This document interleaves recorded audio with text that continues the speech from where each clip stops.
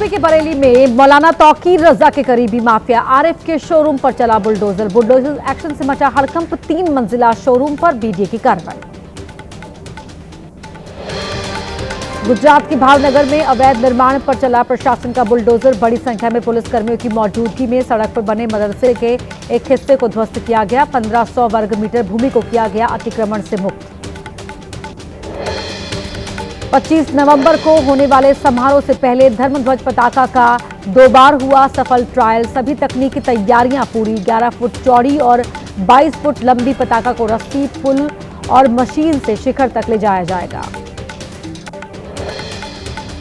राम मंदिर के ध्वजारोहण को लेकर रामनगरी में भारी उत्साह। संतों ने निकाली स्वच्छता रैली। बड़ी संख्या में लोग हुए शामिल। शहर को स्वच्छ रखने की अपील।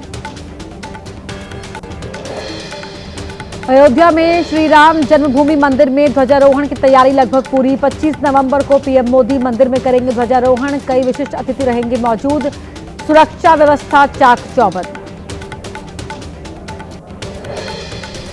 आंध्र प्रदेश के पलनाडु में बायोडीजल पंप में शॉर्ट सर्किट से लगी आग। भीषण आग की चपेट में आकर एक शख्स की मौत, एक की हालत गंभीर। फायर ब्रिगेड ने पाया आग पर काबू।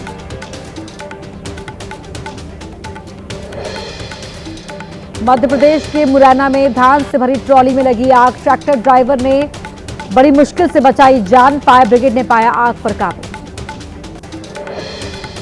कोयला घोटाला केस में ईडी की छापेमारी में 14 करोड़ रुपए से ज्यादा के नकदी और गहने बरामद। ईडी ने शुक्रवार को पश्चिम बंगाल और झारखंड में 44 ठिकानों पर एक साथ की थी रेड।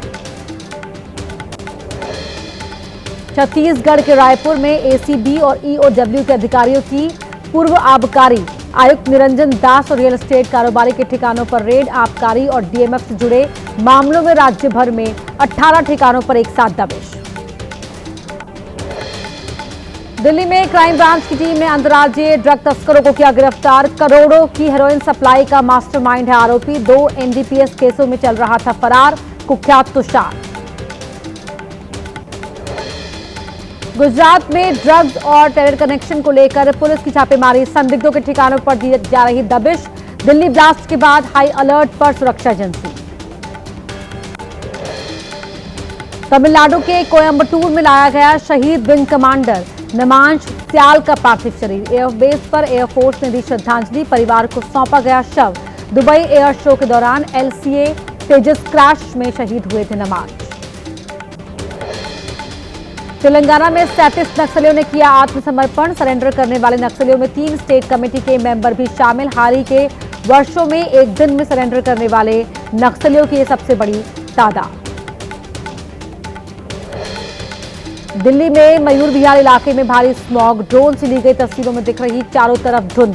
सुबह 429 दर्ज किया गया AQI। गंभीर श्रेणी में प्रदूषण।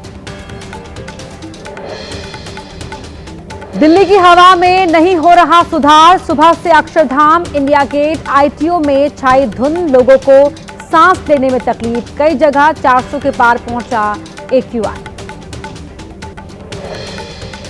जहरीली हवा की वजह से बेहाल हुए दिल्ली एनसीआर के लोग। दिल्ली में सरकारी कर्मचारियों को 50% क्षमता के साथ वर्क फ्रॉम होम के निर्देश।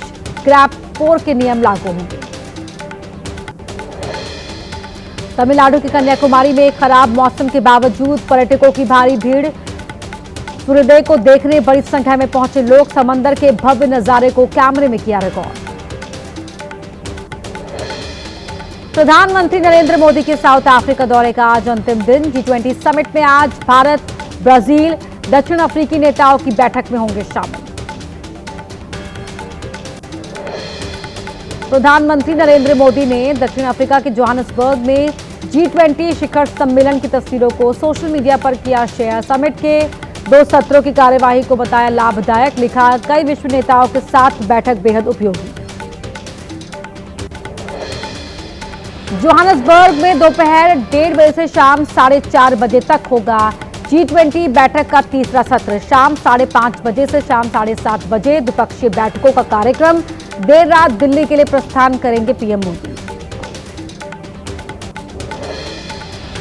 G20 शिखर सम्मेलन के दूसरे सत्र में प्रधानमंत्री नरेंद्र मोदी ने वैश्विक मंच पर दिया वसुधैव कुटुंबकम का संदेश। One earth, one family, one future पर रहा जोर। पीएम मोदी का आतंकवाद के खिलाफ बड़ा प्रहार, कहा आतंकवाद, महामारी और आर्थिक अस्थिरता से लड़ाई में एकजुटता ही हथियार। आतंकवाद और ड्रग्स तस्करी के नेक्सस के खिलाफ वैश्विक अभियान शुरू करने का दिया सुझाव। G20 बैठक में दिखी वैश्विक एकजुटता की झलक, दुनिया भर के शीर्ष नेताओं ने एक साथ खड़े होकर ग्रुप फोटो कराया शूट। पश्चिम बंगाल में फांसी के फंदे से लटकता मिला महिला बीएलओ का शव, सुसाइड नोट में चुनाव आयोग को ठहराया जिम्मेदार, लिखा काम का अमानवीय दबाव अब और बर्दाश्त नहीं कर सकते।